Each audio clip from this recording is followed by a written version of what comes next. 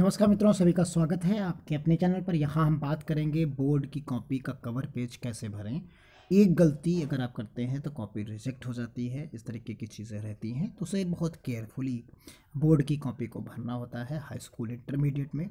तो आइए हम बताते हैं आपको कि किस तरीके का कवर पेज होता है और उसे किस प्रकार भरना होता है। सबसे पहले हम यहाँ पर डेमो एक तरीके से यूज़ कर रहे हैं। तो यहाँ आप देखेंगे सबसे ऊपर इस तरीके का हाई स्कूल का होता है। तो यहाँ जो है केंद्र व्यवस्थापक की मोहर लगी होती है और केंद्र की मोहर लगी होती है जो आपका सेंटर होता है।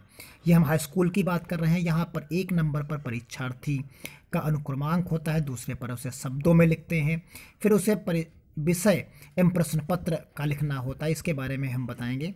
और यहाँ देखिए 6 पूरे के पूरे 6 कॉलम आपको यहाँ पर दिखते हैं और इधर का ही ये हिस्सा जो है आपको भरना होता है। इधर का हिस्सा, इस वाले हिस्से से आपका कोई लेना देना यहाँ नहीं होता, सिर्फ आप इस हिस्से की ही बात करेंगे। तो यानी कुल में कहने का मतलब यहाँ पर इतना है कि जो ये लाइनें खींची हैं सिर्फ इन्हीं 6 लाइनों में आपको भरना होता है। इसके अलावा आपको कहीं पर भी कोई छिड़खानी नहीं करनी होती है। तो ये हाई स्कूल का है। इसी तरीके का हम आपको इंटर का दिखाते हैं।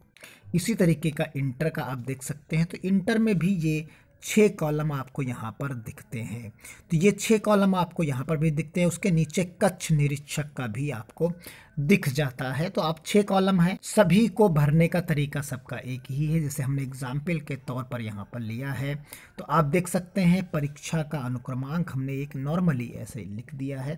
तो इस तरीके से होता। तो इसमें आप क्या लिखेंगे, 25,23,317, यानी 25,23,317 इस तरीके से शब्दों में लिखेंगे। अब मान लीजिए आपका विषय प्रश्न पत्र हिंदी है तो हिंदी लिखेंगे। प्रश्न पत्र क्या है, केवल है। फिर प्रश्न पत्र पर अंकित संकेतांक होता है। तो इस तरीके के संकेतांक दिए जैसा हो वैसा हूबहू आप लिख सकते हैं।